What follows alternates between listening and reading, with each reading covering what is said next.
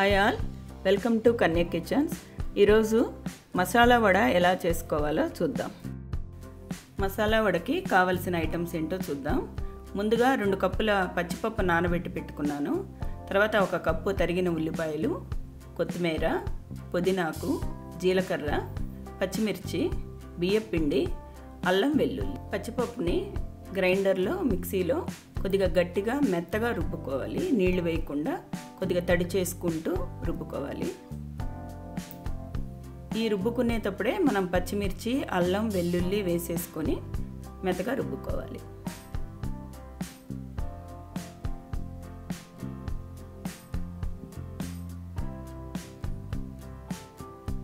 ఇప్పుడు మిగిలిన పప్పు కూడా వేసుకొని మొత్తం రుబ్బుకుందాము.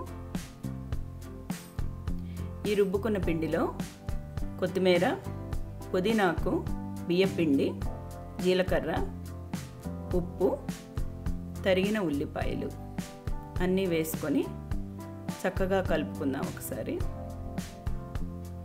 ఈలోపు పొయ్యి మీద కడాయి పెట్టుకున్నాను, వేడి చేసుకుంటున్నాను. ఒక ప్లాస్టిక్ కవర్ తీసుకొని తడి చేసుకొని చక్కగా రౌండ్గా ఒత్తుకొని వడలు వేసుకుందాం.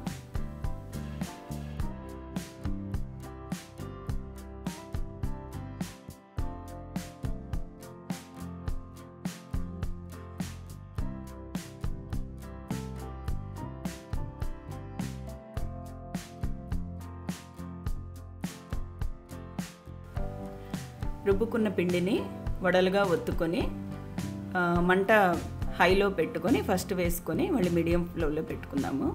ఒకసారి ఫ్రై అయ్యాక తీసేసి మళ్ళీ రెండోసారి ఫ్రై చేసుకుంటే ఇంకా బాగా నీట్గా లోపల కూడా ఫ్రై అవుతాయి.